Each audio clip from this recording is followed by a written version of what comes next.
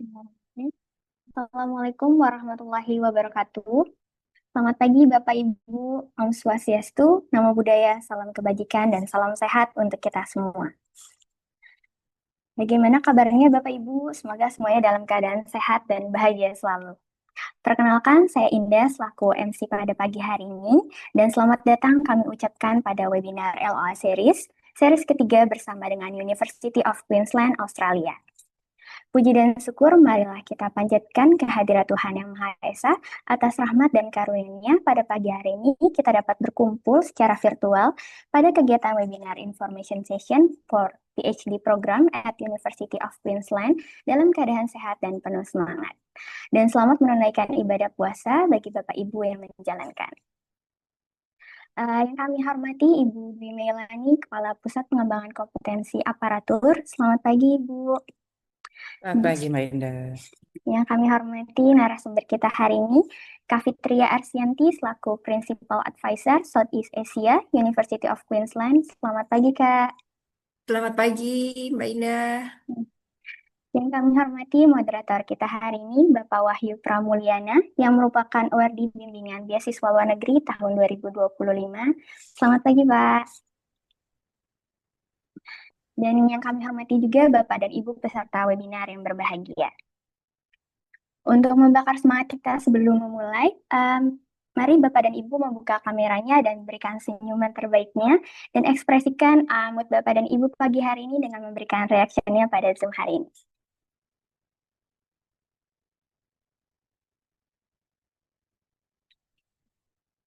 Wah, luar biasa. Makasih ya Bapak Ibu. Untuk mengawali kegiatan hari ini, marilah kita berdoa terlebih dahulu agar kegiatan hari ini diberikan kelancaran dan keberkahan. Berdoa menurut agama dan kepercayaan masing-masing dimulai.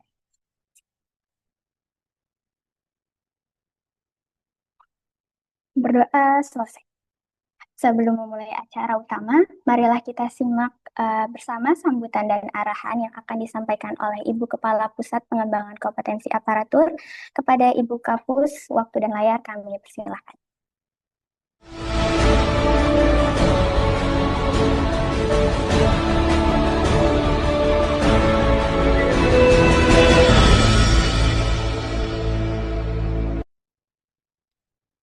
Terima kasih banyak, Mbak Indah. Bismillahirrahmanirrahim. Assalamualaikum warahmatullahi wabarakatuh. Selamat pagi, salam sejahtera bagi kita semua. Om Swastiastu, Namo Buddhaya, salam kebajikan, salam sehat. Teman-teman, terima kasih sudah hadir dalam webinar pagi ini. Tentu saya ingin juga menyapa narasumber kita, Saudari Fitria Arisanti. Salam kenal. Salam kenal Ibu, selamat pagi. Terima kasih sudah hadir. Beliau Principal Advisor Southeast Asia University of Queensland dan tentunya tim. eh, Selamat datang di Zoom pagi ini dan moderator kita Bapak Wahyu Pramulyana.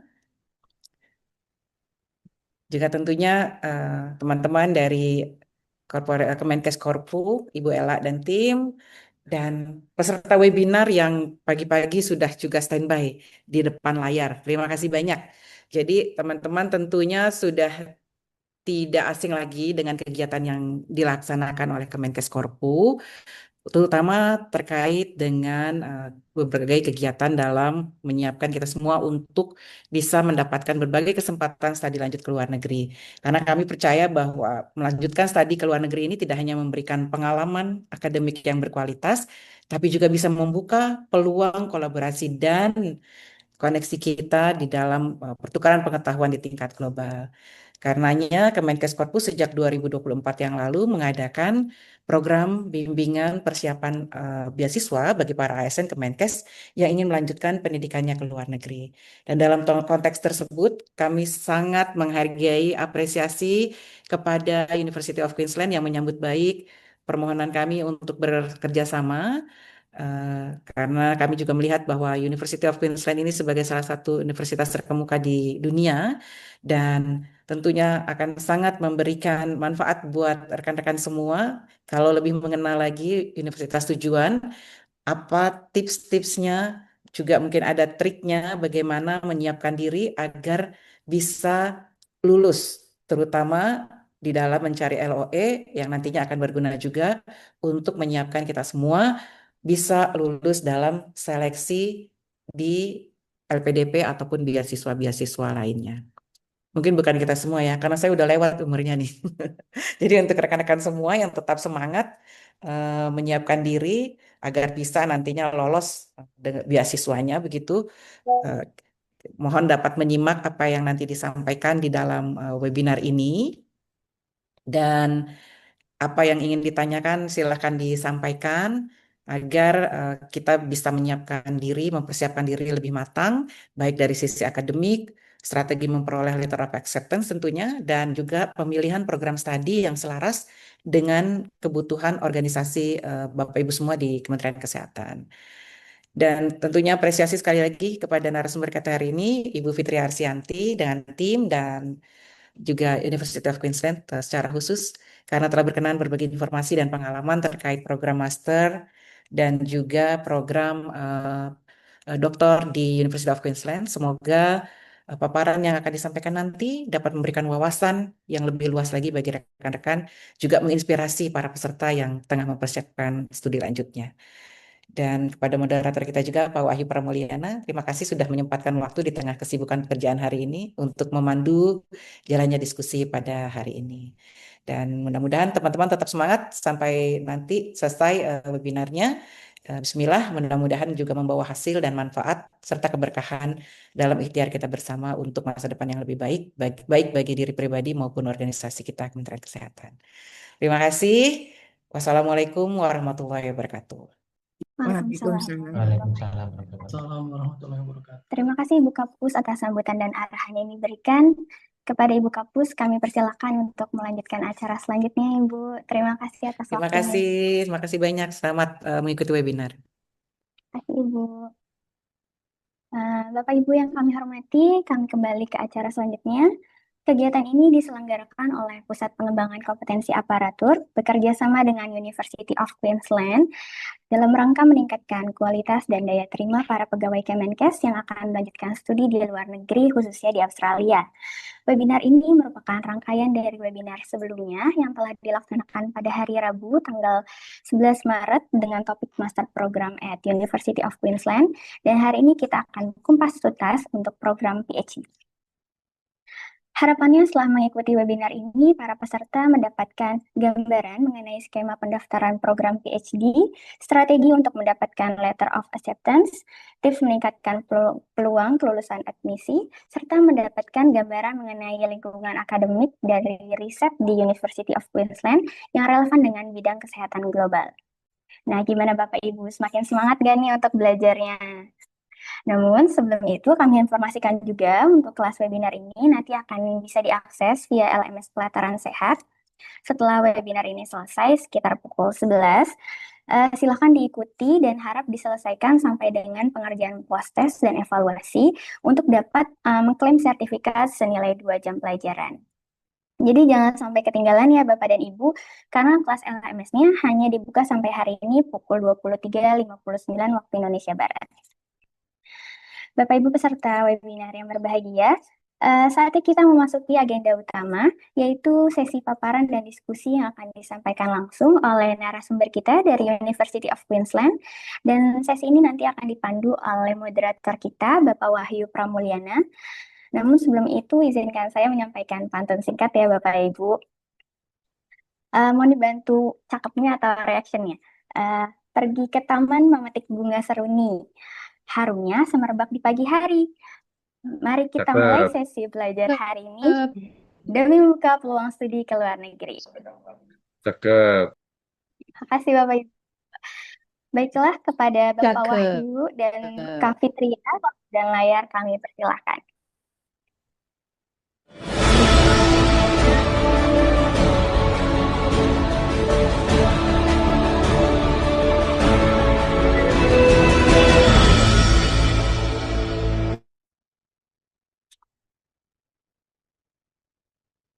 Pak Wahyu, apakah sudah?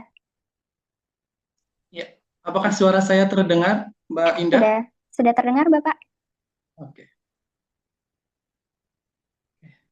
Ya, terima kasih kepada Ibu Indah. Assalamualaikum warahmatullahi wabarakatuh. Selamat pagi peserta webinar yang terhormat, calon mahasiswa PhD, dan seluruh tamu undangan. Selamat datang di webinar series Letter of Acceptance series ketiga. Pada kesempatan kali ini dengan tema Information Session for PhD Program at University of Queensland. Webinar kali ini akan membahas terkait dengan gambaran studi PhD di University of Queensland yang meliputi satu, proses pendaftaran, yang kedua, strategi mendapatkan supervisor, dan yang ketiga adalah peluang memperoleh letter of acceptance.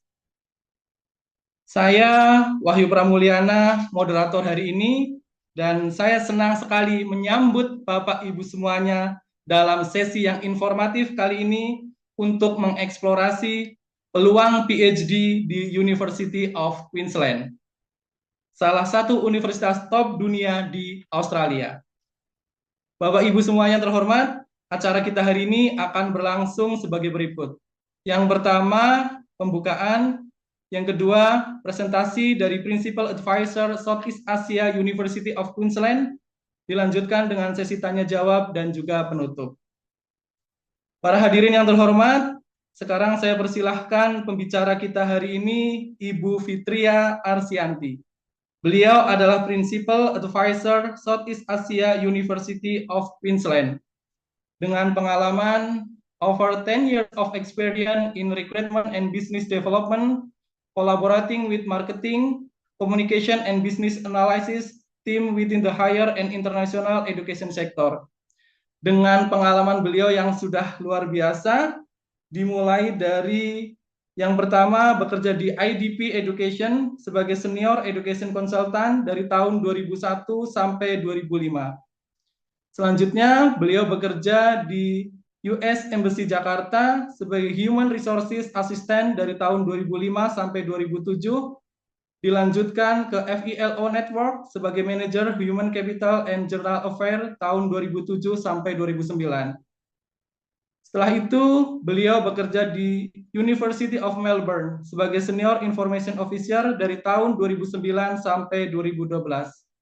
Dan saat ini, beliau bekerja di The University of Queensland sebagai Country Manager untuk Indonesia dan juga Filipina dari tahun 2012 sampai sekarang. Sudah lebih dari 14 tahun Bapak Ibu semuanya, Ibu Fitria Arsianti bekerja di The University of Queensland. Untuk itu, izinkan saya menyapa beliau. Selamat pagi Ibu Fitria Arsianti. Selamat pagi Pak Wahyu Pramulyana. Ya, senang sekali bisa bertemu dengan Ibu. Bagaimana kabarnya Ibu? Likewise Pak, senang berada di keluarga Kementerian Kesehatan. Saya baik sekali, terima kasih. Ya, terima kasih Ibu Fitria Arsianti atas kehadirannya pada kesempatan kali ini.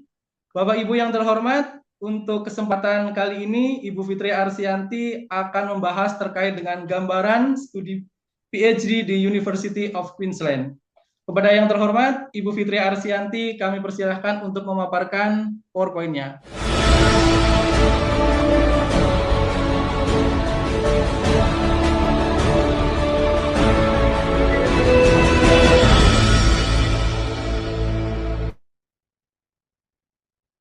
Baik, terima kasih. Selamat pagi Bapak Ibu sekalian. Saya langsung saja masuk ke materi pembahasan kita.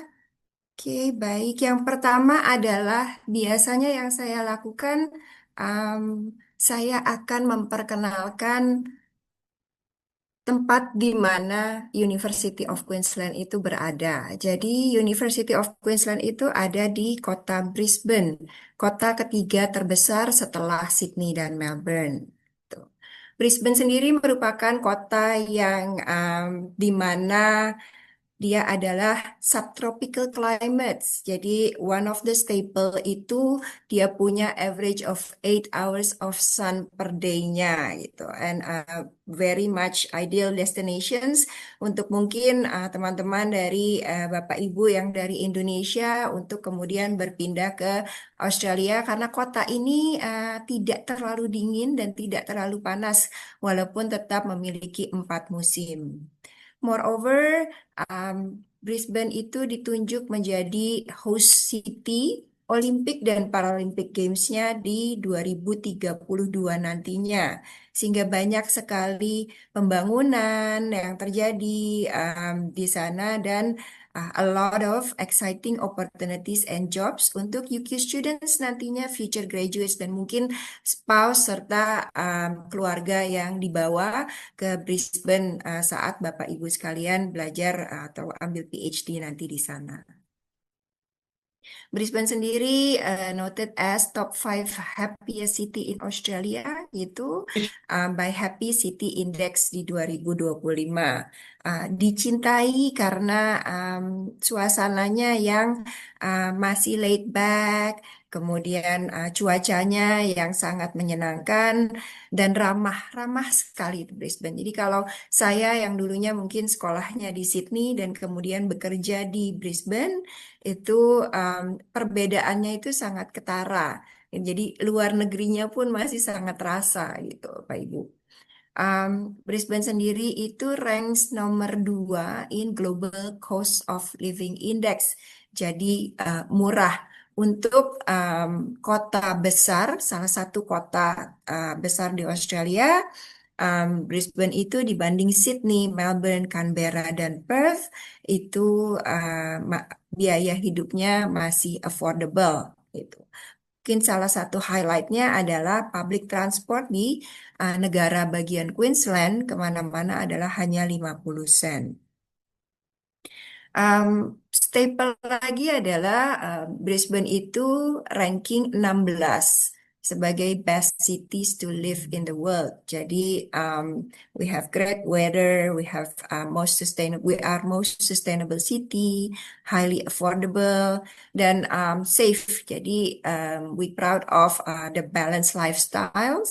Dan tentunya adanya UQ. Jadi Brisbane adalah sebagai home to the best educations in the world. Ini public transport di Brisbane itu ada berbagai macam seperti bis, kereta api, dan kemudian city cat. Karena kota Brisbane dikelilingi oleh sungai, maka salah satu public transportationsnya ini adalah ferry.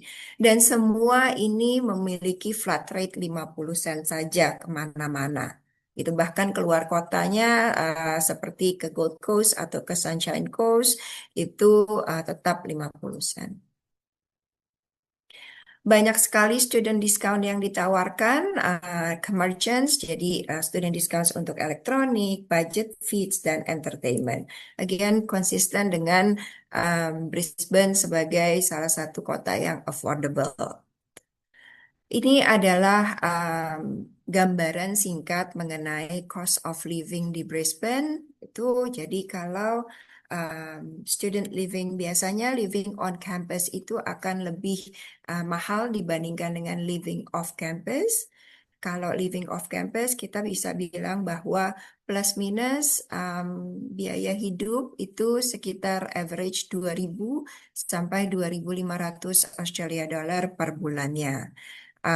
Semuanya sudah termasuk rent, utilities, kemudian food, mobile phone, public transport, dan lain sebagainya. Jadi total biaya hidup itu cukup kira-kira 2.000 Australia dollars. Itu untuk single students.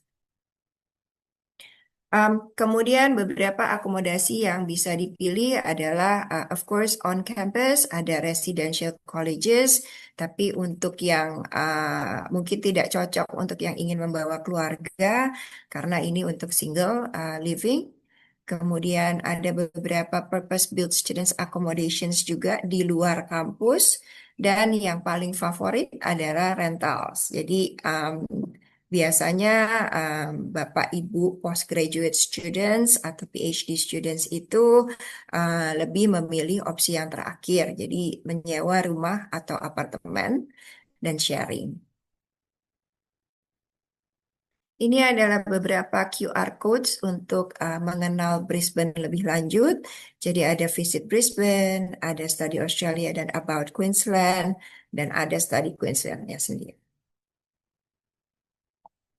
Berikutnya saya ingin mengenalkan kampus di mana saya bekerja, yaitu University of Queensland. Tadi Pak Wahyu beberapa kali bilang bahwa kami adalah one of university yang highly reputationsnya. Kami di Australia termasuk dalam what we call Group of Eight, jadi 8 universitas terbaiknya Australia dalam segi ranking dan of course research. UQ sendiri adalah number one in Australia for university research. Kami kampusnya itu ada 4 total. Yang Bapak Ibu lihat saat ini adalah our main campus, the biggest campus, yaitu UQ St. Lucia.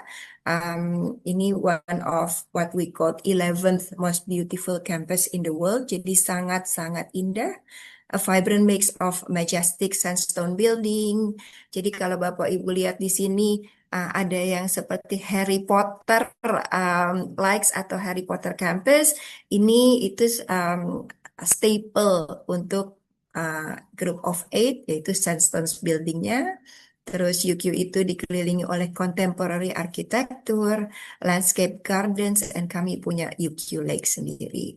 Fasilitasnya sangat lengkap, 24 jam libraries, research centers, kemudian cafes, restaurants, fasilitas kesehatan, fasilitas olahraga, dan lain sebagainya. Jadi UQ St. Lucia sendiri sudah seperti kota kecil di dalam kota. Jadi selengkap itu Bapak Ibu. Kemudian kita ada yang namanya Hurston Campus, jadi hanya 3 kilometer dari Brisbane City. Dan Hurston Campus ini sharing premises dengan Royal Brisbane and Women Hospital, the QRMR Bergover Medical Research Institute. Jadi ini adalah health precinct gitu. Dan Hurston Campus ini adalah kampus untuk medicine, dental science, dan public health. Kami juga memiliki kampus di luar kota yang namanya adalah Gatton Campus gitu. Laid back and friendly-nya akan sangat-sangat terasa di Gatton Campus karena bentukannya sendiri saja sudah seperti resort gitu di sana. We have a world-class teachings and research facility di Gattons, farms, community garden, and of course sports facilities. Gatton itu cater program seperti agriculture, environment, kemudian fat sciences. Yang paling baru adalah Dutton Park Campus. Dutton Park Campus itu juga ada di kota Brisbane, jadi tidak terlalu jauh dari St. Lucia-nya sendiri. Itu Dutton Park adalah hub untuk health and biotechnology research, and mainly dedicated untuk primary teaching and research for pharmacy. UQ sendiri, Bapak Ibu bisa lihat terletak di atas di Queensland itu di kota Brisbane. Queensland bisa kelihatan di atas gitu. Kami punya 4 kampus, 5 fakultas, 7.500 staff so far, 57.000 lebih students body, di mana 22.000 studentsnya adalah international students dari 135 negara. Approximately 340.000 alumni di seluruh dunia. Saat ini kami memiliki 1.000 mahasiswa Indonesia yang belajar di UQ, mengambil S1, S2, dan S3. Dan setiap tahunnya kami memberangkatkan sekitar 400 sampai 450 mahasiswa Indonesia untuk bersekolah di UQ. Global ranking dan national ranking kami berbeda-beda tergantung dengan body yang menilai gitu. Untuk QS, kami in the world adalah rank 42 dan Australianya peringkat 6. US News Best Global University Rankings merank kami di 43 dan nomor 5 di Australia. Kemudian Shanghai Academic Ranking of World Universities itu adalah 65, nomor 2 di Australia. Times Higher Education for World University Ranking kami di 77 dan nomor 5 di Australia. Saat ini pun Times Higher Magazine itu menobatkan UQ sebagai universitas nomor 1 di Australia. Kami punya banyak sekali program and courses dari bachelor, kami punya dual program, honors program, concurrent diploma, of course berbagai macam postgraduate coursework, master yang sudah dipaparkan hari Senin kemarin.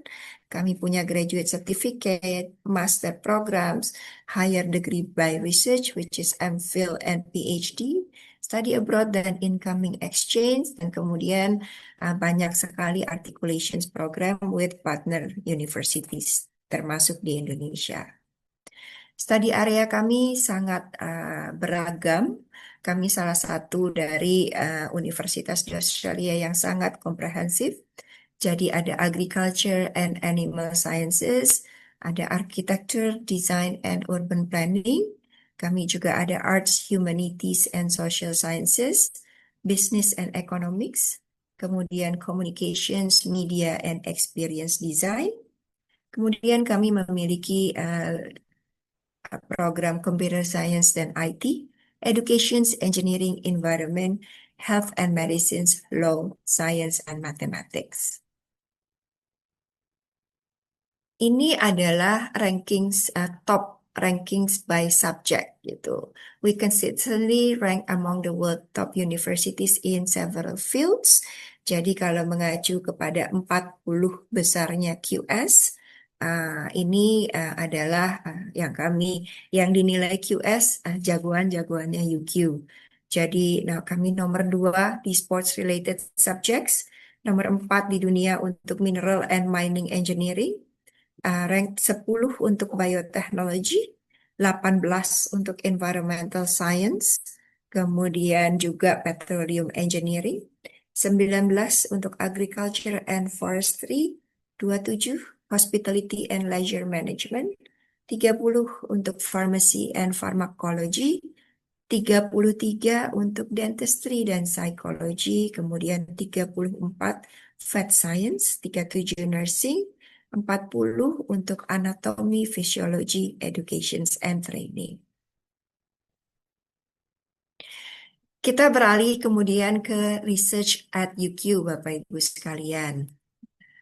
Jadi our researchers, UQ researchers itu answering some of the world toughest questions.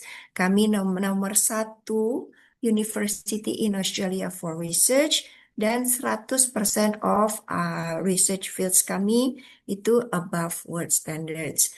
Mungkin beberapa yang terkenal dari researchnya UQ adalah hasilnya itu salah satunya adalah vaksin kanker serviks yang kemudian dikomersialkan dengan nama Gardasil. Another one adalah teknologi MRI, di mana UQ memiliki patent dari teknologi tersebut yang 80% lebih research-nya itu dihasilkan oleh UQ. Yang dinamakan Research Higher Degree atau Doctor of Philosophy PhD itu adalah menurut kamusnya UQ is an internationally recognized graduate research program that will enable students to become an independent researchers. Bentuknya adalah research project dengan advisory team. Jadi PhD-nya UQ itu nantinya itu tidak ada kelas sama sekali. Dengan durasi 3 sampai 4 tahun, itu students itu akan fokus kepada tesisnya nanti, mengerjakan tesis dan research penelitiannya. Jadi tidak ada kelas sama sekali. Terus mahasiswa sendiri itu akan work alongside world-class researchers sehingga supervisors adalah kunci. Jadi supaya PhD itu dapat dilaksanakan di UQ, Bapak Ibu harus sudah memiliki proposal research atau rencana research. Kemudian mencari supervisors, baru setelah supervisors itu agree, sudah ada supervisorsnya, untuk proceed kepada penelitian atau research yang ingin dilaksanakan Bapak Ibu sekalian, PhD tersebut bisa dilakukan. Tuh. Hasil dari PhD-nya adalah tesis yang terdiri dari 80.000 kata nantinya, dan di UQ akan ada oral examinations atau oral defense nantinya. Durasi maksimum adalah 4 tahun. Biasanya sekitar dalam waktu 3 tahun itu sudah akan diingatkan. Kemudian tapi maksimum yang boleh diambil adalah 4 tahun lamanya. PhD program itu, research program memiliki 4 terms per year, jadi berbeda mungkin dengan master atau undergraduate program yang hanya memiliki 2 semester. Jadi untuk PhD program itu ada 4 terms kami bilangnya.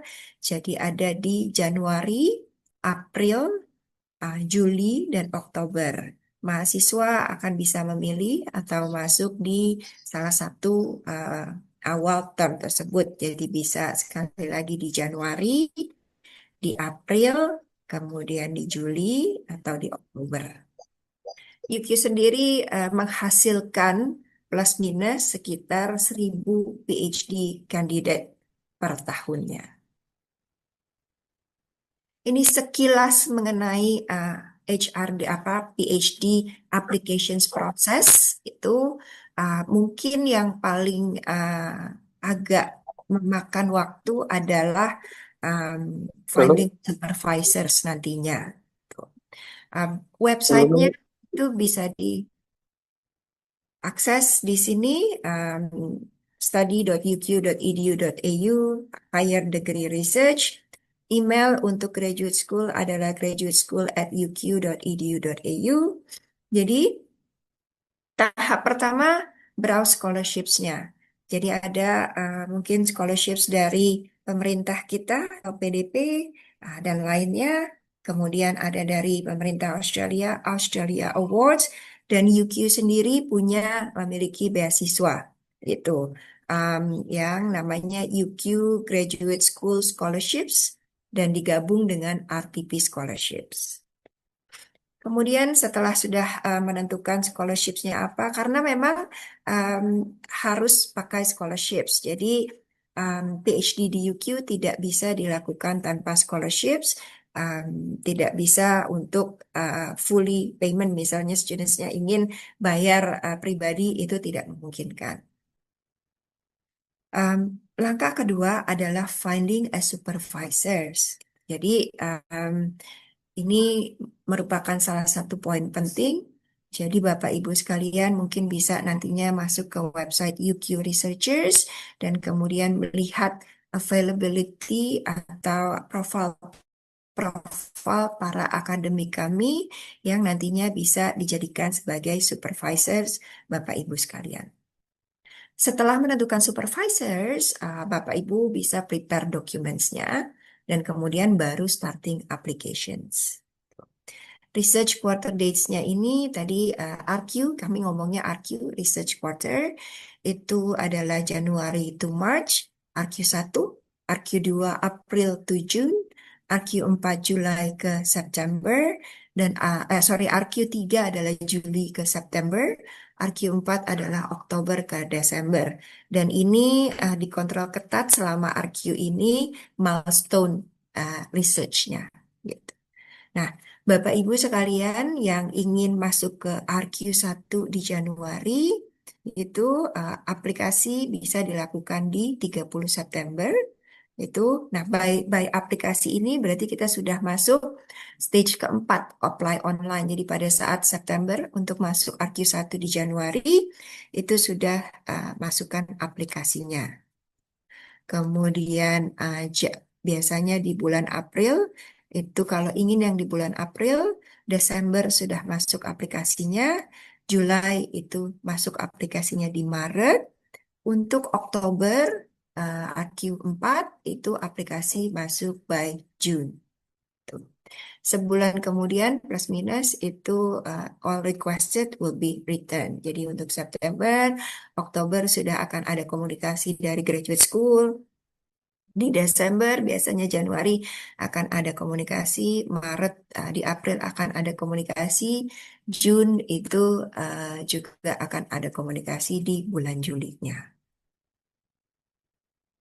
Apa requirement-nya, dokumennya? Jadi mungkin untuk academic entry requirement, basically Bapak Ibu sekalian have to prove that you are prepared for PhD studies. Ini by showing ada research experience, kemudian sudah complete approved university degree, dan of course one of those adalah meeting the English language requirements. Kita bahas satu-satu Bapak Ibu. Approved degree, yang dinamakan approved degree itu adalah degree yang relevan dengan proposed PhD project-nya dan completed no more than 10 years ago. Gitu. Dan boleh itu adalah Master of Philosophy, MPhil, atau another research master degree, atau bachelor degree from an approved university with at least honor class 2A or equivalent. Atau kemudian coursework master degree with an overall GPA 5,65 dari 7 yang includes relevant research experience approved by the dean. 5,65 out of 7 itu sekitar up to 3 kalau hitungan IPK-nya Indonesia yang paling besar adalah 4. Atau apabila Bapak Ibu sekalian memiliki postgraduate degree at least 1 year or full-time or equivalent with an overall IPK 5 on the 7 point of scale 7. Apabila IPK-nya tidak mencapai 3, tapi ada demonstrated research experience, ini akan di-consider on a case-by-case basis. Atau yang punya bachelor degree dan banyak sekali at least 2 years of relevant research experience, including research ada publikasinya. Jadi ini adalah yang dimaksud dengan approved degree-nya. Gitu. English language yang kami butuhkan majority adalah an IELTS of overall band score 6,5 kalau memilih IELTS itu, di mana writing, reading, speaking, dan listening-nya itu paling kecil adalah 6, tidak boleh ada yang di bawah 6. Jadi mungkin contohnya Bapak Ibu sekalian, kalau mungkin overall band score-nya bahkan sudah mencapai 8, tapi salah satu skills-nya mungkin misalnya writing itu masih 5,5, itu belum memenuhi persyaratan. Apabila mungkin kemarin itu ada pertanyaan apakah boleh yang lain selain IELTS, TOEFL, IBT itu boleh diperbolehkan dengan overall score 87, writing score-nya 21, reading, speaking, and listening-nya itu 19. Nah, biasanya IELTS dan TOEFL itu akan berlaku selama 2 tahun. Dan tapi pada saat Bapak Ibu itu memilih RQ pada saat mulai di UQ, pastikan bahwa IELTS atau TOEFL-nya itu masih berlaku. Karena kalau tidak, harus diulang kembali tesnya. Gitu. Bahkan even kurang 1 hari pun harus tetap diulang. Gitu. Mengenai pembimbing akademik. Pembimbing nanti saya akan tunjukkan setelah paparan ini gitu. UQ website yang bisa diakses adalah researchers@uq.edu.au untuk mencari pembimbing akademik kami gitu. Terus kemudian jadi Bapak Ibu kemudian bisa akses website tersebut, kemudian tinggal ketikkan topiknya Bapak Ibu, topik penelitian Bapak Ibu sekalian, dan kemudian nanti kami akan keluar tuh database available academics gitu. Terus atau bisa melalui research project yang available di UQ. Jadi ini ada Graduate School Research Project. Ini akan terlist research project yang kemudian bisa dijadikan bahan untuk PhD. Research project yang sudah dilakukan, sedang dilakukan oleh akademik kami dan mengundang mahasiswa PhD untuk bergabung dengan research project tersebut. Jadi juga bisa melalui research project ini gitu. Bapak Ibu sekalian sebetulnya tidak harus contact advisors directly by email gitu. Jadi kan mungkin kami biasanya juga atau mungkin Bapak Ibu mendengar sudah bahwa biasanya harus approach mencari supervisor itu sendiri gitu, dilakukan dengan approach dan meng-email masing-masing supervisors. Itu sebenarnya tidak perlu dilakukan karena UQ sendiri itu memiliki yang namanya expressions of interest form. Jadi ini adalah gerbang pertama. Bapak Ibu silakan mengisi expressions of interest form ini. Kemudian expressions of interest form ini akan helping set up untuk approach supervisorsnya. Tapi memang kami juga akan meminta di expression of interest form tersebut calon-calon supervisors yang Bapak Ibu sekalian merasa bahwa ini match atau diinginkan oleh Bapak Ibu sekalian. Nah, kalau memutuskan untuk berkomunikasi terlebih dahulu dengan para calon supervisor tersebut, kalau sudah indicated, itu bisa melakukan self-introductions. Jadi dalam email tersebut, silakan melakukan self-introductions, kemudian di dalamnya juga menyatakan papers, journal articles yang sudah dilakukan, basically research experience-nya, dan juga menginformasikan mungkin ada conference yang sudah Bapak Ibu ikuti dan dengan memberikan paper atau sebagai pembicara dan scholarships yang pernah di grant atau any other awards gitu. Silakan. Jadi Bapak Ibu sekalian, saya biasanya akan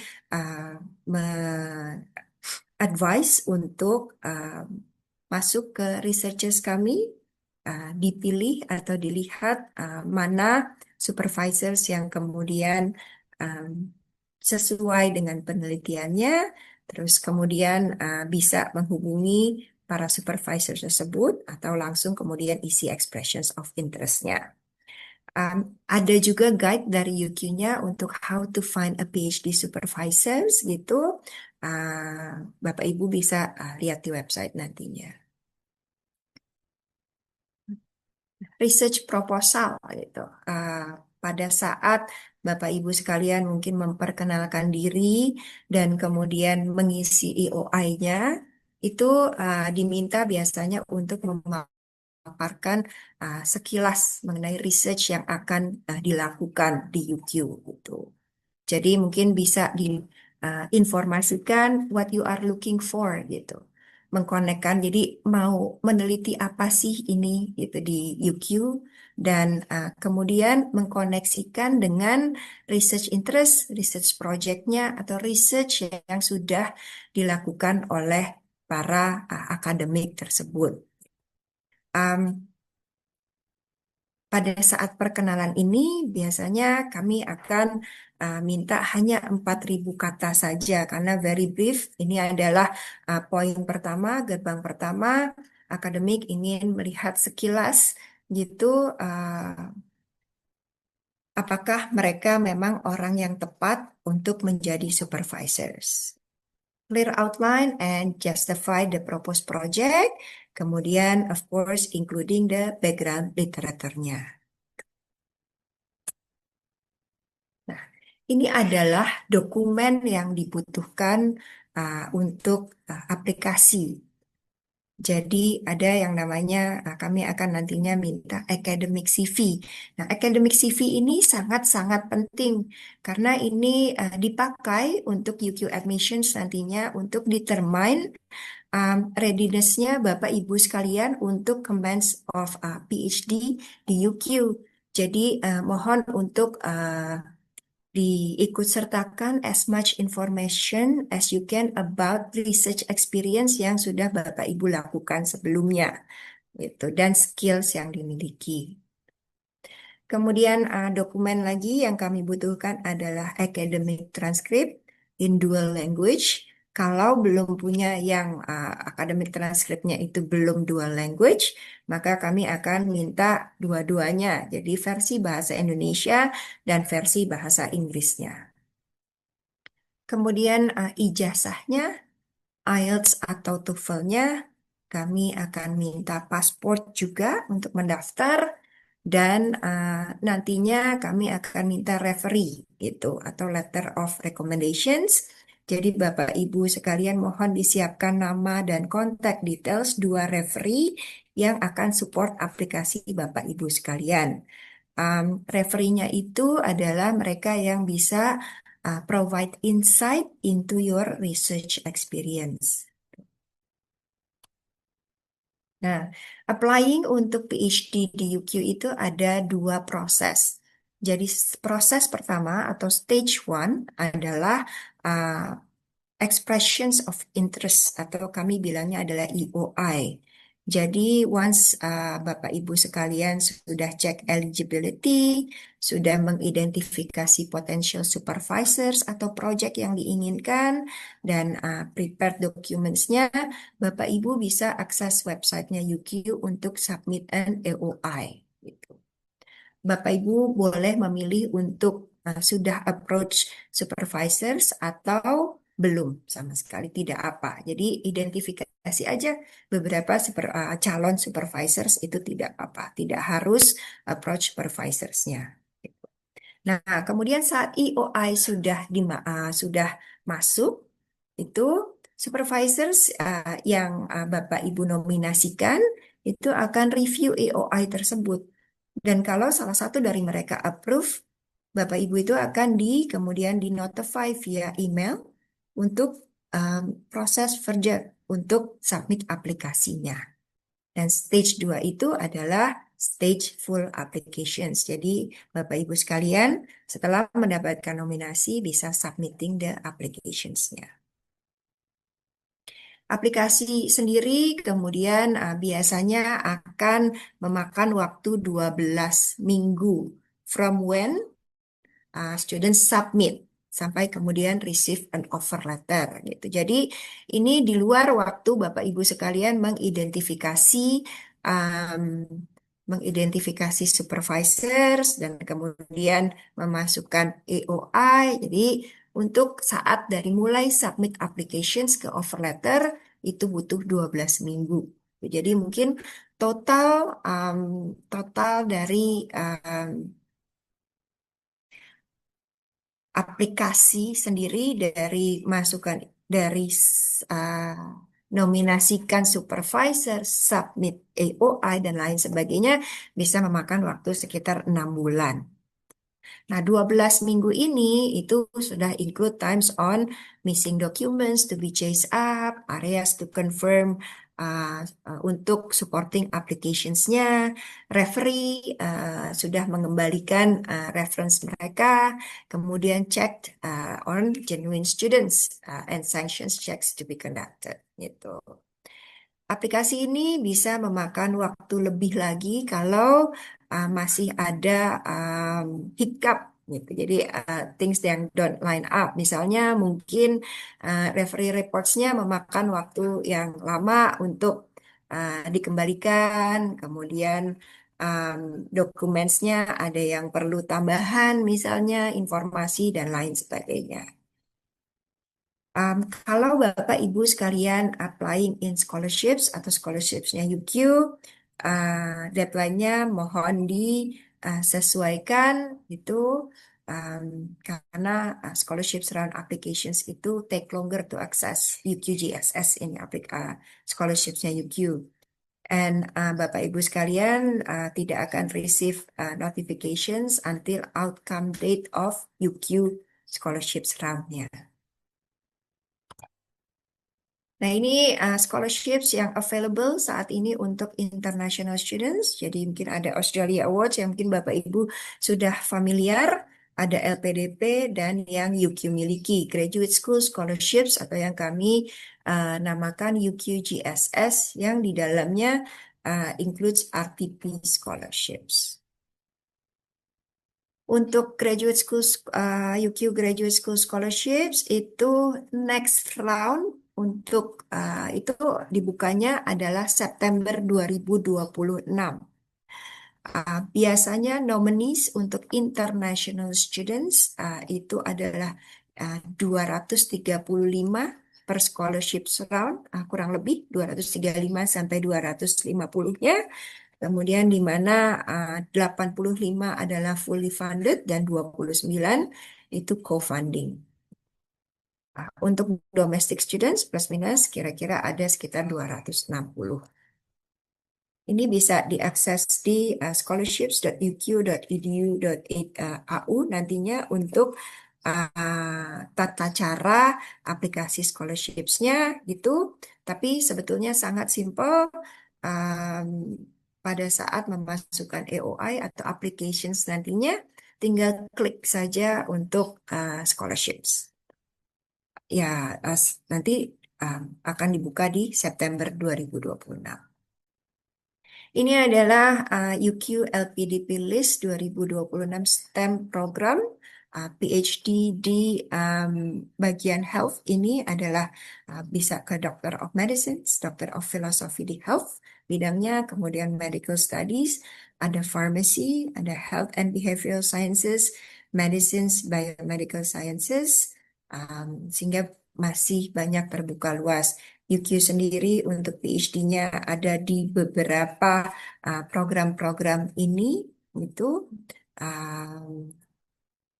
dan juga untuk supporting STEM programs-nya kami ada di untuk PhD-nya itu ada di Economics, Management and Commerce, kemudian ada di Law.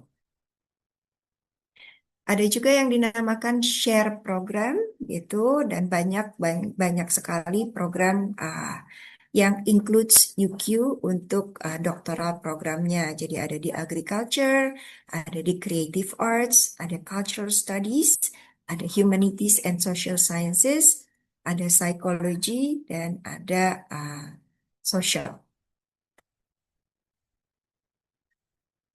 Ini mengakhiri presentasi saya.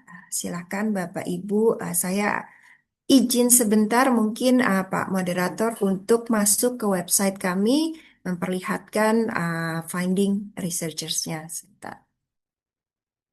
Saya akan share websitenya UQ.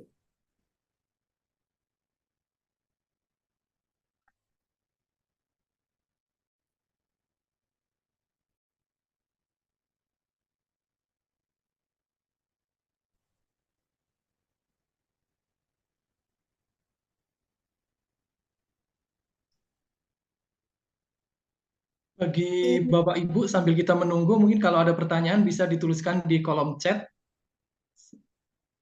Oke, ini adalah website UQ untuk research. Jadi di sini sangat-sangat lengkap. Dan mungkin yang kami banggakan dibandingkan universitas lain, UQ website ini sangat user-friendly. Jadi Bapak Ibu bisa ke research@uq.edu.au, kemudian bisa ke sini. Nah, untuk lihat find an expert ini bisa ke sini. Saya tulis mungkin topik gitu. Saya contohkan, kemudian Bapak Ibu bisa lihat di sini. available academics-nya gitu. Ada 580 results for public health itu, kemudian di sini tuh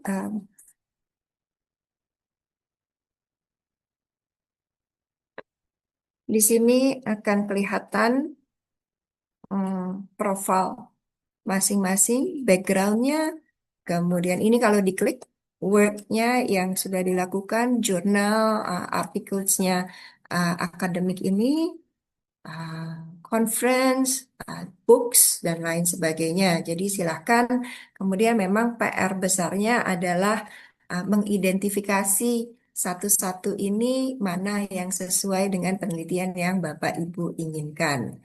Di sini juga kami sudah sediakan apabila akademik tersebut available atau tidak available untuk supervision.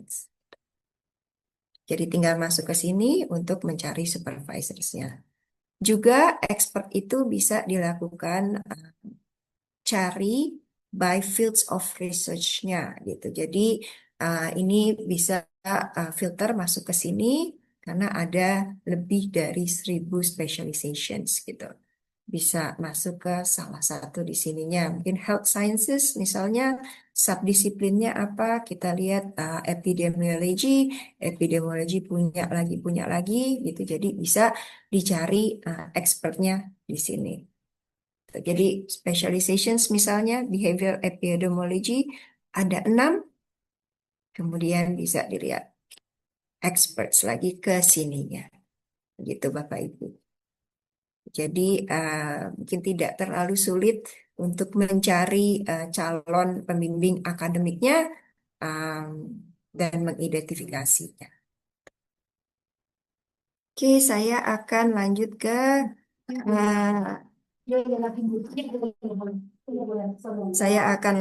ke scholarships. Find a scholarships di sini. Atau mungkin saya akan langsung ke graduate school scholarships tadi. Jadi ini adalah scholarships yang dimiliki oleh UQ. Jadi ini boleh dan available untuk international students. Kami akan cover living stipend dan of course tuition fees-nya. Besaran scholarships-nya adalah 37.500 per annum-nya. Dan scholarships durations adalah 3,5 tahun with the possibility untuk 1 kali extensions. Jadi a total of 4 tahun sebetulnya. Eligibility-nya kalau Bapak Ibu sekalian sudah memiliki atau dinominasikan by enrolling school atau institutnya UQ, assess oleh graduate school dan meeting all conditions for admissions-nya dan tidak memiliki scholarships lainnya gitu. Jadi scholarships-nya tidak bisa double. Tuh. Applying-nya pada saat Bapak Ibu submit EOI tidak perlu separate form lagi, tinggal klik saja gitu. Jadi very straightforward. Application state, unfortunately untuk internationals itu sudah tutup yang sekarang, tapi akan dibuka lagi di September 2026 nantinya. Oke, ini mengakhiri paparan saya. Saya kembalikan kepada moderator Pak Wahyu. Terima kasih banyak. Ya, terima kasih Ibu atas presentasinya yang sangat informatif. Di sini University of Queensland selain menawarkan kualitas pendidikan yang sangat luar biasa, di sini saya notice juga menawarkan students juga. Karena destinasinya sangat ideal di sekitar University of Balance. Di mana kita ketahui Bapak Ibu semuanya, perjalanan PhD adalah perjalanan panjang yang membutuhkan resilience dan juga ketahanan. Sehingga studi life balance ini adalah sangat menarik sekali jika kita belajar di University of Queensland. Kita memasuki ke sesi selanjutnya, yaitu sesi tanya jawab. Aturannya untuk Bapak Ibu, silahkan klik tombol raise hand bagi Bapak Ibu yang ingin bertanya kepada Ibu Fitria. Silahkan Bapak Ibu untuk klik tombol raise hand dan sebutkan asalnya dari mana, itu bisa langsung bertanya kepada Ibu Fitria. Oke, ini Ibu ada satu penanya dari Bapak Nanang Kurnia yang pertama. Silahkan Pak Nanang untuk Baik, memperkenalkan terima namanya kasih dan Pak juga Wahyu. asalnya. Izin panggilnya Miss atau Mrs. nih, Fitria. Fitria aja Bapak, Oke. silakan. Ya, kebetulan saya tadi sudah searching untuk rencana calon supervisor dan proposal sudah jadi. Jadi di situ mungkin ada email supervisor juga ya, Bu Fitria. Betul, Ya. ya. Terus terkait dengan akademik CV itu nantinya ada maksimal lembarnya atau cukup 1 atau 2 lembar gitu. Sebetulnya tidak ada persyaratan khusus Pak Nanang. Hanya saja mungkin kalau bisa tidak berlembar-lembar, maksimum 2 lembar sudah cukup. Itu akan sangat membantu. Karena memang highlight yang ingin dilihat adalah pengalaman research-nya. Oh, berarti expertise research kalau bisa sama dengan Ditonjolkan. project study yang akan itu ya. Betul, betul. Oke, kebetulan insya Allah sih public health. Public health yang ada bau-bau itu. Jadi kebetulan saya juga mengajar ilmu perilaku. Jadi behavioral. Public health yang behavioral. Ya, Baik, ya. Sudah mengidentifikasi supervisorsnya tadi berarti Pak sudah Nanang? dapat 1. Ya. Miss Kitty tadi namanya.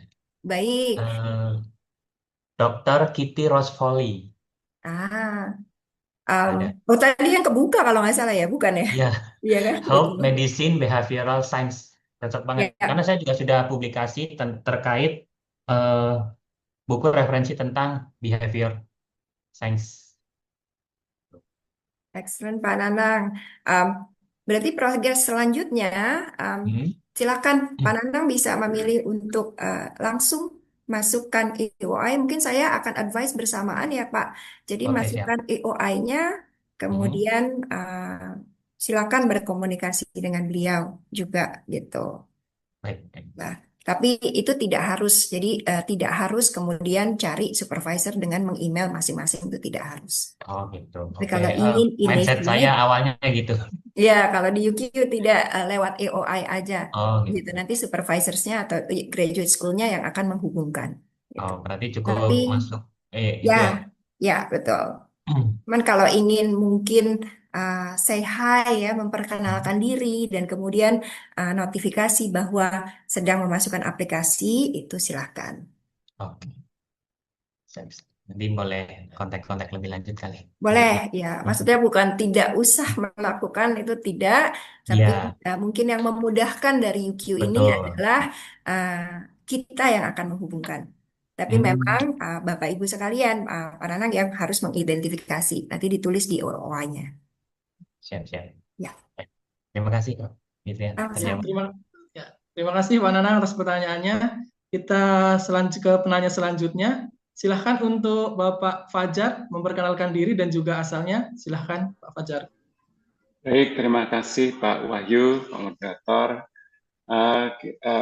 Selamat pagi, ini saya bilang masih pagi ya, Madam Fitri ya.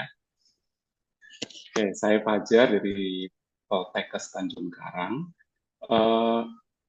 Terima kasih paparannya sangat menarik sekali dan memberikan ada hal lebih yang ditawarkan, yaitu kita akan fasilitasi untuk pencarian supervisor.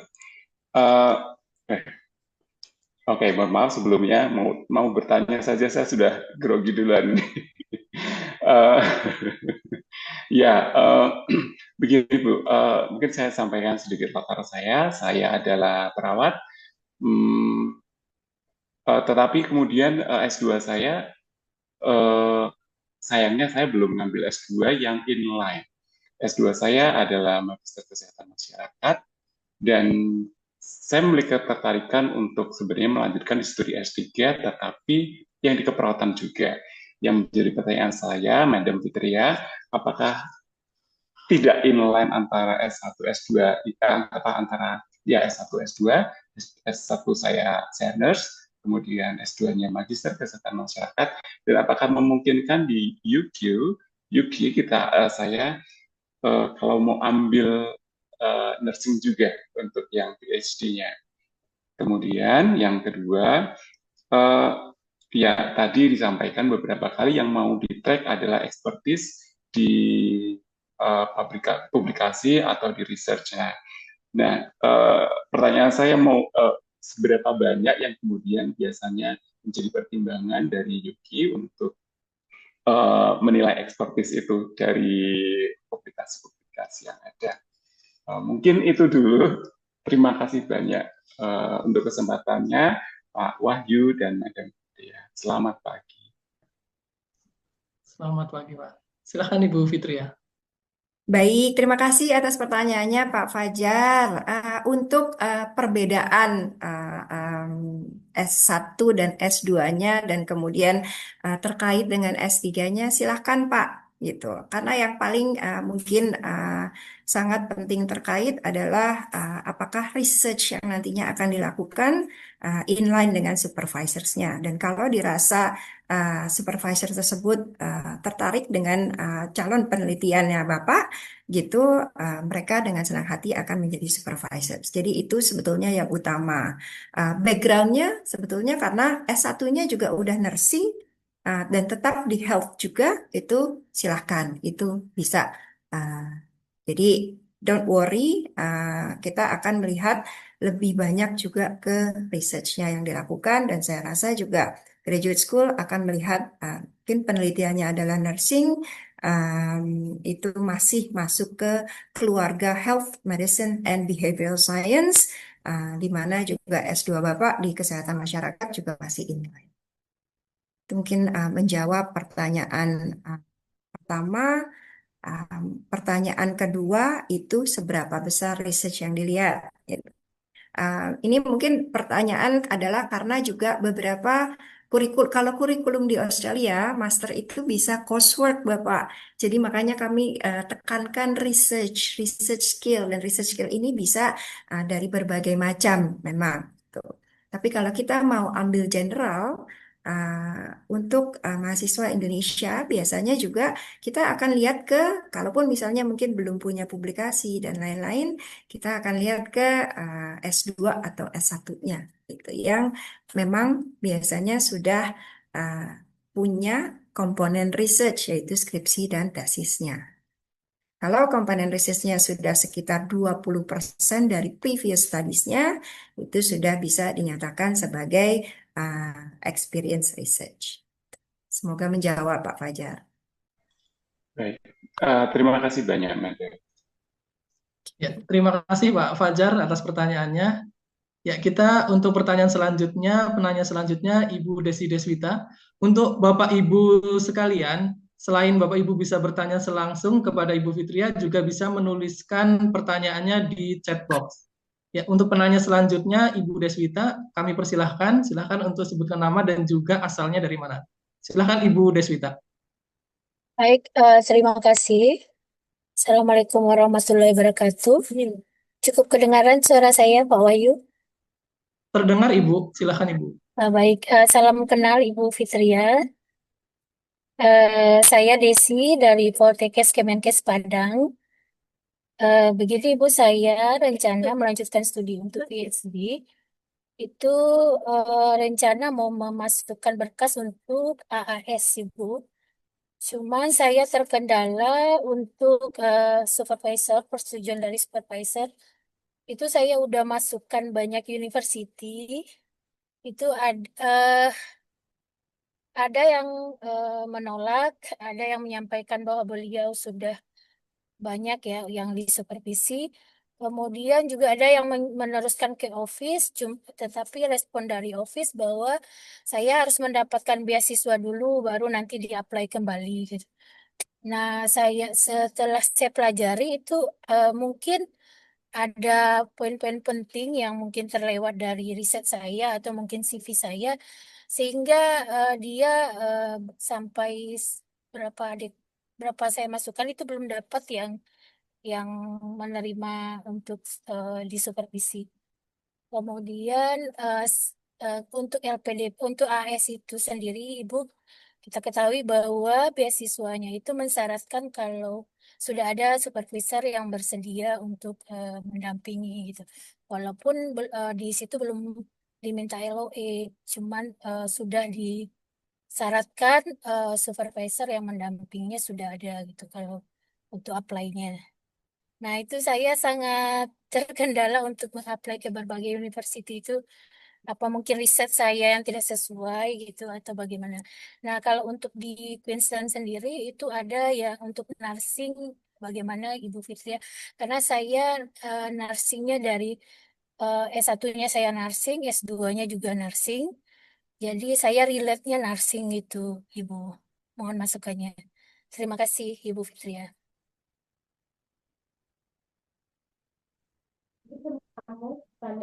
Baik, terima kasih Ibu Desi atas pertanyaannya. Em, Memang ini problema klasik teman-teman yang ingin apply ke PhD ya. Tantangannya adalah di supervisorsnya gitu. Sependek pengetahuan saya, itu memang Australia Awards itu menghimbau agar sudah ada supervisorsnya, tapi juga mungkin Ibu masih tetap bisa melakukan aplikasi itu dengan memperlihatkan korespondensi yang sudah dilakukan mungkin dengan universitas tujuannya, itu Ibu.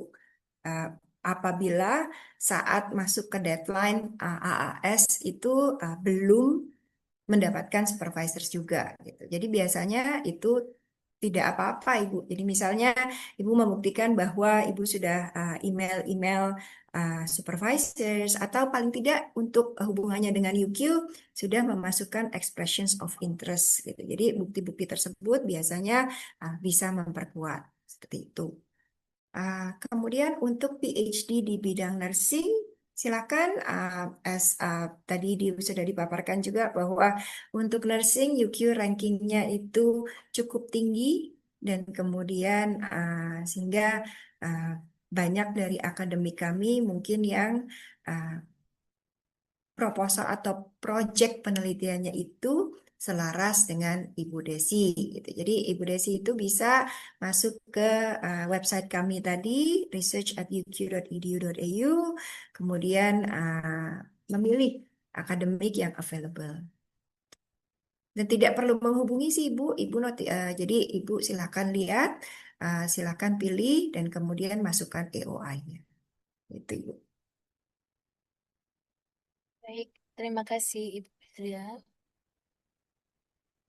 Ya, terima kasih Ibu Desi Deswita atas pertanyaannya. Silahkan Bapak Ibu semuanya, ini kesempatan yang luar biasa kita bisa berdiskusi dengan Ibu Fitria untuk kesempatan pagi hari ini. Silahkan Bapak Ibu yang ingin bertanya boleh klik raise hand dan langsung bisa berdiskusi dengan Ibu Fitria. Untuk maaf. Silahkan Ibu. Saya mungkin jadi teringat juga dengan pertanyaan Bu Desi ini. Mohon maaf, izin memotong atau sebentar. Jadi nanti bulan depan, sekitar tanggal 13 April, Bapak Ibu sekalian, itu ada fakultasnya UQ. Jadi dari Health, Medicine, and Behavioral Science itu akan datang. Jadi mungkin ini juga kesempatan baik buat teman-teman sekalian, Bapak Ibu sekalian untuk mengekspresikan supervisors atau penelitiannya itu mau apa. Jadi nanti beliau itu akan membantu. Jadi Bu Desi bisa nominate atau melis dari supervisor seperti apa sih yang dicari, penelitiannya itu seperti apa. Nanti fakultas kami Dona yang akan datang itu akan membantu menghubungkan ke supervisorsnya juga. Gitu. Jadi Bapak Ibu silakan dikumpulkan tanggal 13 April itu silakan di list propose research-nya, supervisorsnya yang mana atau seperti apa, itu nanti Dona akan bantu menghubungkannya. Gitu. Silakan Pak Wahyu. Ya, terima kasih Ibu Fitria. Nanti untuk menghubungi fakultas, Bapak Ibu semuanya bisa menghubungi kemana Ibu Fitria? Bisa ke Mbak Hani, mungkin Mbak Hani. Nanti akan dikoordinasikan lebih lanjut dengan Mbak Hani. Ya, baik, terima kasih Bu Fitria. Silakan Bapak Ibu, kita masih ada waktu untuk berdiskusi. Silakan Bapak Ibu yang masih punya pertanyaan, silakan bisa didiskusikan langsung dengan Ibu Fitria. Untuk Bapak Ibu semuanya yang memberikan pertanyaan di kolom chat juga sebagian sudah dijawab oleh tim dari University of Queensland.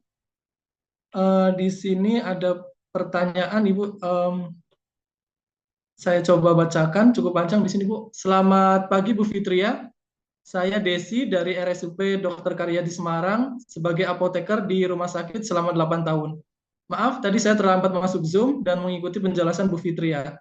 S2 saya farmasi klinik dari salah satu universitas negeri di Indonesia. Sekilas saya baca dari materi yang sudah disajikan oleh Bu Fitria, PhD terbuka untuk riset melihat ranking University of Queensland untuk farmasi berada di urutan 30. Pertanyaannya, apakah memungkinkan saya sebagai praktisi apoteker di rumah sakit tetap bisa mendaftar apabila aktif melakukan penelitian yang relevan dengan pekerjaan saya? Izin bertanya juga Bu, apakah ada minimal penelitian yang sekiranya bisa meningkatkan kesempatan diterima sebagai awardee? Atau mengetahui latar belakang supervisor terlebih dahulu untuk melakukan penelitian yang relevan dengan background supervisor? Ya, silakan Ibu Fitria.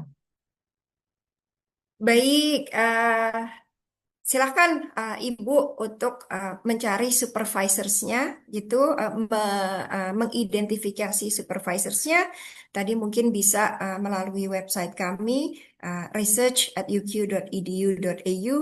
Itu untuk nursing sangat banyak dan availability-nya juga sudah tersedia. Silahkan mengidentifikasi, kemudian silahkan masukkan EOI-nya, gitu. Minimum research itu adalah 25% dari background atau pendidikan sebelumnya. Walaupun misalnya clinical gitu atau praktisi, silahkan Ibu juga sudah menyebutkan bahwa sudah memiliki numbers of research yang dilakukan selama ini.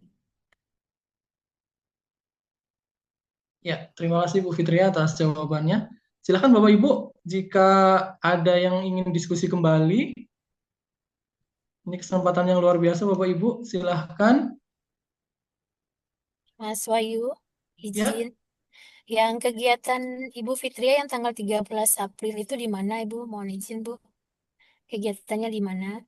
Kami masih berkoordinasi dengan pusat, Ibu. Nanti Oh, pusat yang akan kemudian menginformasikan lebih lanjut mengenai di mananya. baik. Ditunggu ya, Bu. Terima Baik, kasih. mungkin nanti untuk informasi lebih lanjut akan kita sampaikan di grup WA. Nanti juga dari Ibu Hani dari P2KA akan menginfokan informasi tersebut lebih lengkap jika sudah fix nantinya. Izin Pak Wahyu, bertanya Silakan kembali Pak boleh Fajar saya? ingin bertanya kembali. Maaf, Madam, tadi disampaikan 20-25% dari previous education untuk research yang diperlukan ya. Ini maksudnya 25% ini dari total SKS di S2-nya atau? betul Oke. Pak. Betul. Oke, jadi kalau misalnya ada 45 SKS, 25% dari 45 itu ya, Bu, ya, Betul. untuk S2-nya. Oke, baik. Terima kasih banyak. Sama-sama Pak Fajar. Ya, terima kasih Pak Fajar. Ibu Fitra, ini ada pertanyaan kembali di kolom chat dari Purnama Sidebang. Selamat siang, izin Ibu, tadi saya terlambat masuk. Mau nanya untuk bidang environmental health ada di kampus apa ya Bu? Silakan Ibu Fitri. Environmental health itu PhD students itu terpusat sebetulnya ada di Saint Lucia campus. Environmental health itu researchnya biasanya dilakukan antara Saint Lucia atau Gatton. Tapi mahasiswa PhD pada dasarnya itu ada di Saint Lucia campus. Ya, Terima kasih Bu Fitria. Ini ada pertanyaan yang menarik juga Bu di kolom chat. Good day Miss Fitria, apakah ada program yang online untuk PhD? Adakah lembaga atau kontak person di Indonesia untuk kami bertanya proses aplikasi? Untuk beasiswa dari University of Queensland, apakah ada syarat yang berbeda dari beasiswa LPDP dan lain-lain? Terima kasih. Baik Pak Wahyu, sayangnya tidak ada PhD yang online, jadi memang harus kemudian datang ke UQ-nya untuk melakukan PhD-nya di sana, gitu. Terus untuk beasiswa kami sebenarnya tidak ada persyaratan khusus selain dari yang tadi disebutkan, jadi kelengkapan dokumen, di-endorse oleh supervisors atau faculty-nya, gitu. Dan kemudian tinggal klik aja nanti di aplikasi bahwa juga ingin apply untuk scholarships. Gitu, Pak. Ya, terima kasih Bu. Selanjutnya dari Teki dari Poltekkes Semarang. Selamat pagi Bu Fitria, saya Teki dari Poltekkes Semarang. Mohon izin bertanya, apakah ada bayangan untuk rata-rata program PhD? Ya. Oke, sebentar.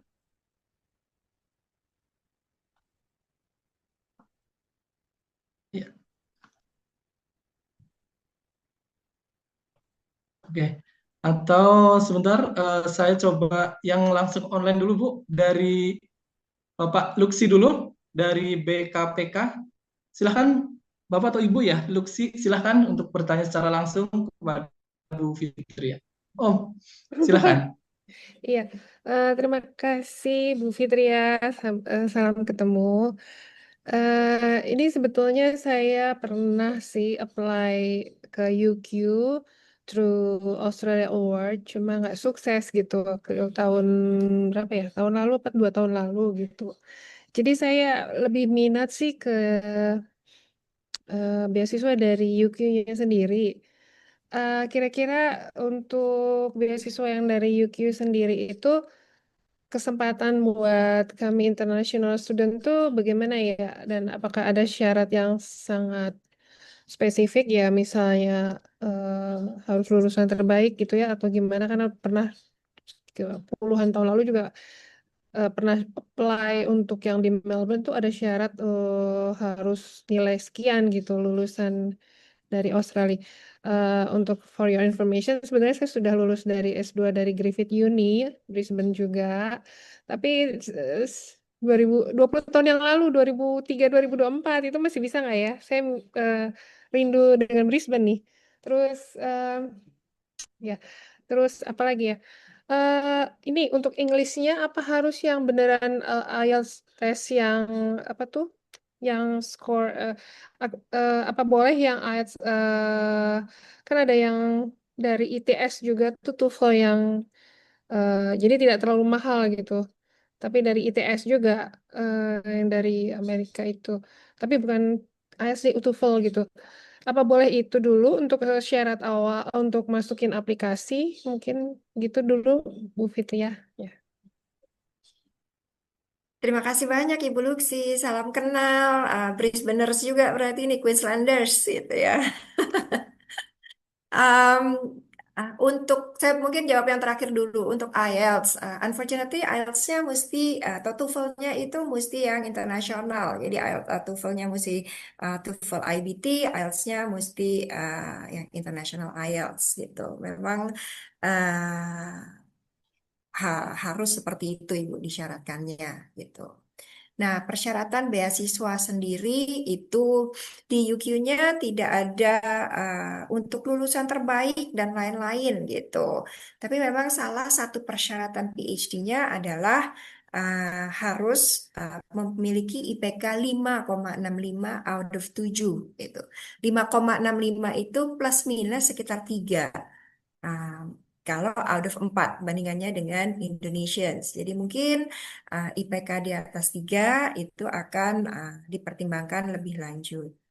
Hanya above all untuk dipertimbangkan scholarships adalah apakah kemudian penelitian yang ingin dilakukan itu dirasa oleh UQ itu akan bermanfaat untuk UQ-nya juga gitu basically, atau untuk Australia as a whole gitu, sehingga ditawarkan beasiswa tersebut. Jadi benar-benar akan menitik beratkan kepada proposal research-nya atau research yang ingin dilakukan gitu. Nah, untuk pertanyaan berikut bahwa sudah lulus 20 tahun yang lalu, Ibu. Persyaratan mungkin yang pertama memang paling paling lama itu adalah 10 tahun gitu. Tapi let's see, saya tidak bisa menjanjikan apa-apa, langsung masuk ke case by case biasanya. Jadi tidak semerta-merta ditolak atau tidak boleh, tidak bisa, tapi kami akan case by case karena kita akan lihat kemudian balik lagi kepada research-nya yang ingin dilakukan dan kemudian endorse dari supervisors-nya.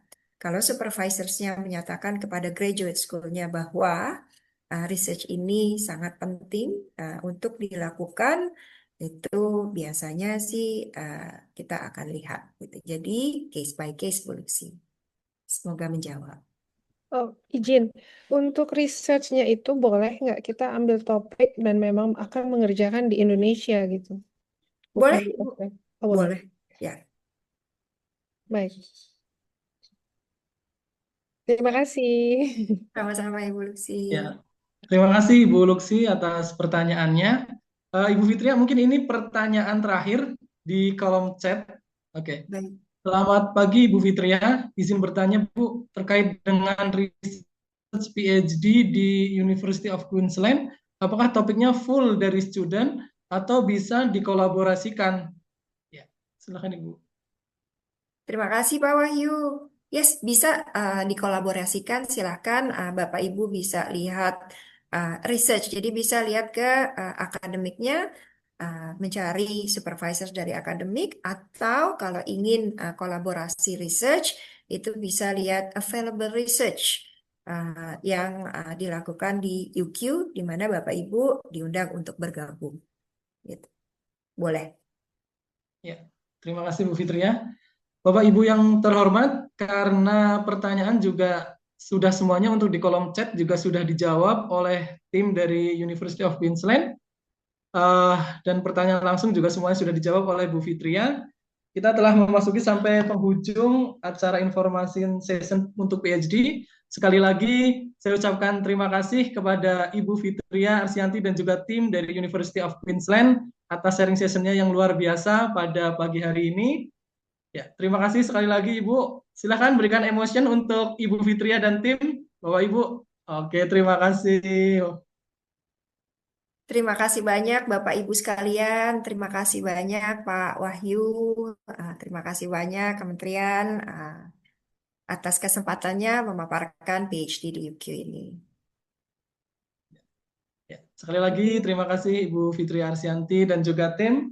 Bapak Ibu semuanya, sampai jumpa di kesempatan berikutnya. Terima kasih atas perhatian dan juga partisipasinya pada pagi hari ini. Sukses selalu untuk perjalanan PhD-nya, perjalanan panjang, perjalanan maraton yang sangat melelahkan itu. Semoga sukses untuk Bapak Ibu semuanya. Terima kasih. Wassalamualaikum warahmatullahi wabarakatuh. Saya kembalikan kepada MC. Terima kasih. Terima kasih. Terima kasih kami sampaikan kepada Ibu Fitria selaku narasumber kita hari ini atas pemaparan yang sangat komprehensif dan insightful. Terima kasih juga kepada moderator kita hari ini, Pak Wahyu, yang telah memimpin sesi paparan dan diskusi hari ini dengan sangat komunikatif. Dan apresiasi terbaik kepada seluruh peserta atas partisipasi aktif dalam sesi diskusi.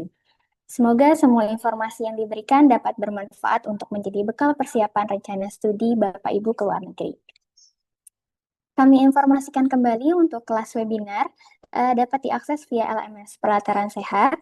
Silahkan diikuti dan harap diselesaikan sampai pengisian post-test dan evaluasi untuk mendapatkan klaim sertifikat 2 jam pelajaran. Jadi jangan sampai ketinggalan karena kelas ini hanya akan dibuka sampai hari ini pukul 23.59 waktu Indonesia Barat. Kami informasikan juga bagi Bapak dan Ibu bisa mengakses website kami di korpu.kemkes.co.id untuk mendapatkan update informasi penawaran beasiswa pendidikan dan pelatihan luar negeri. Akhir kata, semoga kegiatan ini memberikan manfaat nyata dan lebih memperkuat persiapan Bapak Ibu untuk studi ke luar negeri. Hadiri kembali webinar series LOA Kemenkes Korpu bersama universitas-universitas terkemuka di dunia selanjutnya. Agenda kami akan kami informasikan di WhatsApp channel Biro ESDM dan grup Kemenkes Scholarship Hunters. Saya Indah selaku MC pamit undur diri. Mohon maaf apabila ada salah kata dan perbuatan dalam memandu acara pada hari ini. Selamat berakhir pekan, selamat mudik bagi Bapak Ibu yang mudik. Sehat selalu dan selamat menyambut Hari Raya Idul Fitri. Kami dari Kemenkes Korpu mengucapkan minal aizin wal faizin, maaf lahir dan batin. Wassalamualaikum warahmatullahi wabarakatuh. Waalaikumsalam. Terima kasih. Terima kasih. Ya. Amin. Terima kasih. Terima kasih banyak. Ibu.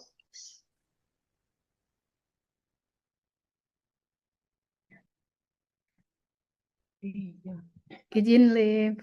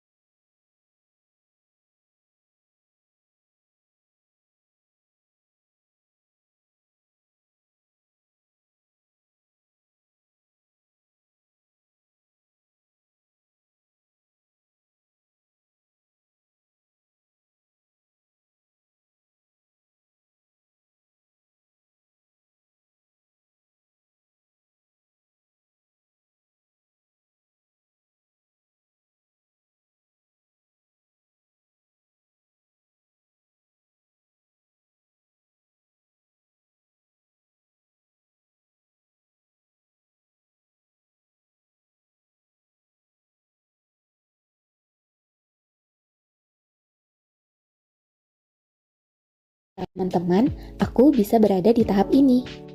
Sekarang, aku berada di Belanda, tepatnya di kota Utrecht. Setelah menempuh 10 weeks of mandatory course, sekarang aku sedang mengerjakan major research project di sebuah research institute. Selama masa perkuliahan ini, aku menjalin networking dengan orang-orang dari banyak negara, belajar hal-hal baru, dan merasakan dunia dari sudut yang benar-benar berbeda. Gak cuma dengan mahasiswa internasional, tapi aku juga berkenalan dengan sesama mahasiswa Indonesia yang sedang studi lanjut di Belanda. Dan aku sadar semua kesempatan ini bisa aku dapatkan berawal dari keputusan kecil waktu itu, bahwa aku mau mencoba. Persiapan studi ke luar negeri bukan cuma persiapan ilmu, tapi juga mental dan fisik. Ada masa di mana kalian harus menghadapi hal-hal sendirian dan rasa jauh dari keluarga serta sahabat juga sering kali membuat segala hal terasa berat. Selain itu, di sini kita juga sebagai salah satu representasi Indonesia. Kita berkesempatan mengenalkan Indonesia ke mancanegara. Untuk kalian yang juga punya mimpi untuk melanjutkan studi di luar negeri, percayalah, semua orang yang berhasil studi abroad itu pernah takut, ragu, dan bahkan gagal, termasuk aku. Tapi bedanya mereka tetap jalan. Kalian gak harus sempurna, kalian cuma harus mulai dan percaya dengan kemampuan diri. Jadi siapkan yang terbaik, nikmati prosesnya, serap semua ilmu dari segala sumber dan jangan takut atau malu untuk bertanya ke siapapun. Semangat berjuang!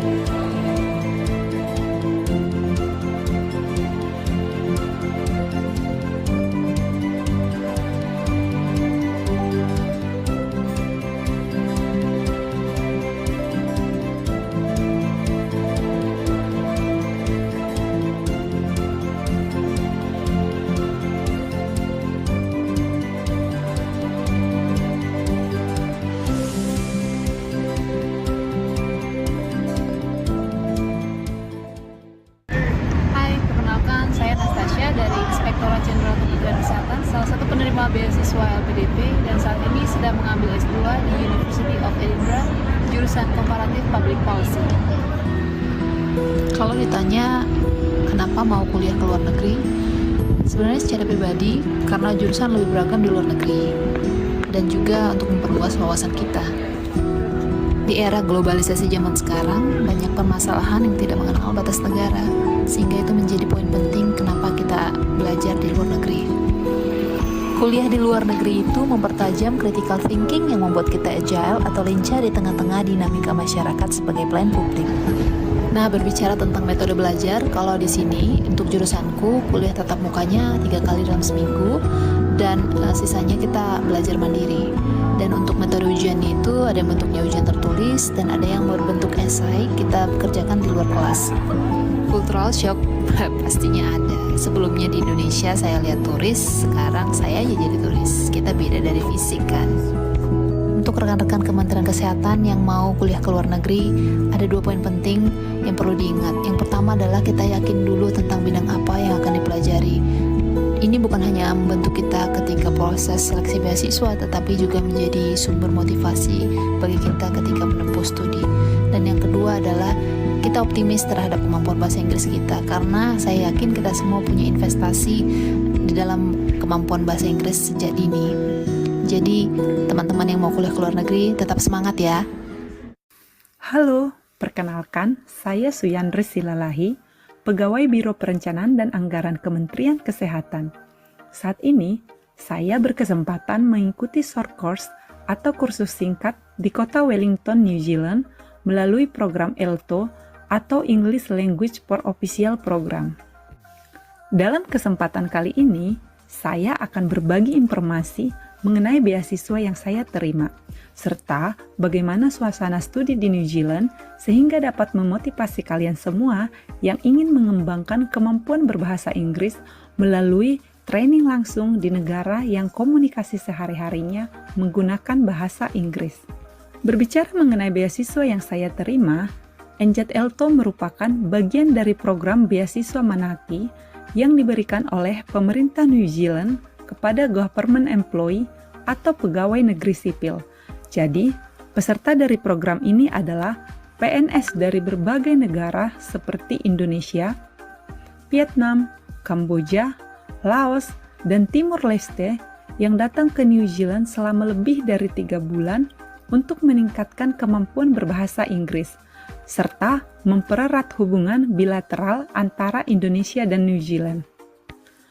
Adapun beberapa persyaratan yang dibutuhkan untuk mendaftar program ini antara lain: 1. Peserta merupakan pemerintah yang berasal dari negara terpilih yang membutuhkan bahasa Inggris aktif dalam pekerjaan sehari-hari guna menunjang kebijakan. 2. Proses seleksi dilakukan melalui Kedutaan Besar New Zealand di masing-masing negara. 3. Usia peserta 25 sampai dengan 45 tahun. 4. Memiliki kemampuan bahasa Inggris dengan nilai IELTS 4,5 sampai dengan 5,5. Dan yang terakhir, bukan merupakan lulusan magister atau doktor dari perguruan tinggi luar negeri. Program ELTO ini sudah ada sejak lama, dan saya merupakan peserta di angkatan ke-60 yang berlangsung mulai Februari sampai dengan Juni 2025. Untuk tema angkatan kali ini adalah Good Governance, atau terkait dengan pelaksanaan prinsip-prinsip tata kelola pemerintahan yang baik sebagai pegawai negeri sipil. Jadi, setiap angkatan itu temanya berbeda-beda.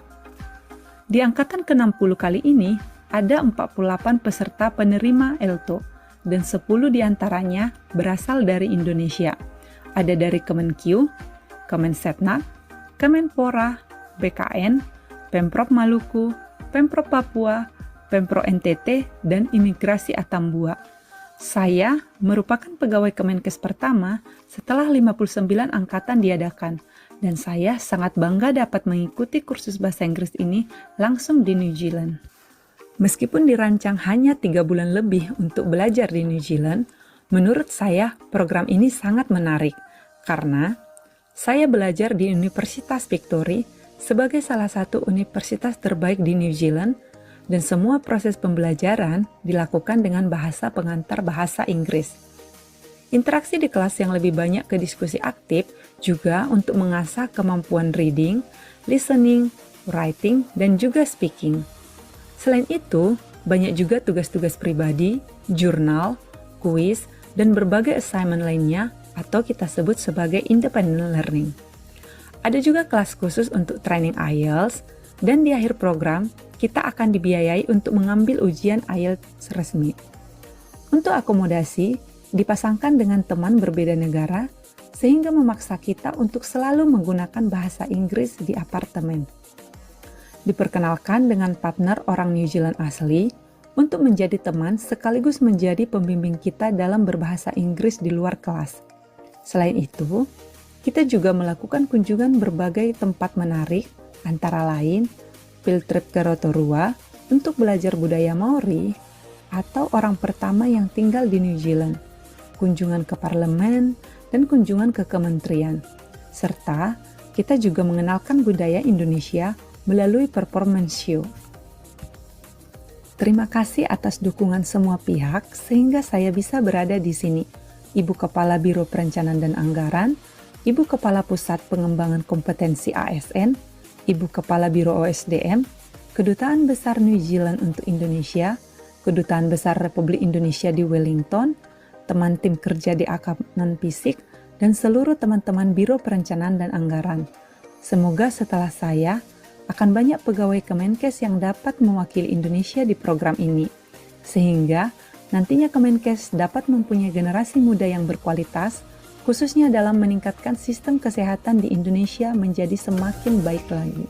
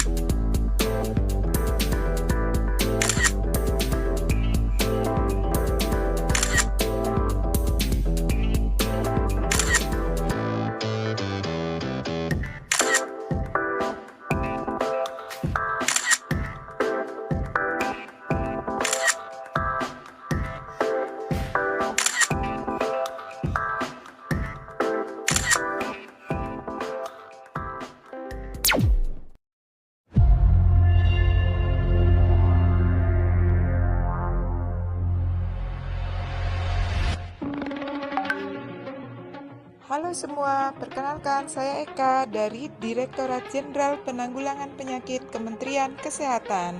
Saya mau sharing nih, Alhamdulillah awal tahun ini saya bersama dengan Katim saya, Mbak Dini, mendapatkan kesempatan untuk training Health System Management and Leadership yang diselenggarakan oleh Japan International Cooperation Agency atau yang disingkat JICA. Training tentang apa ya? Dan bagaimana sih trainingnya? Begini guys, program ini bertujuan untuk mengembangkan pandangan mengenai tantangan sistem kesehatan dari perspektif manajemen. Jadi harapannya peserta bisa berkontribusi pada perbaikan sistem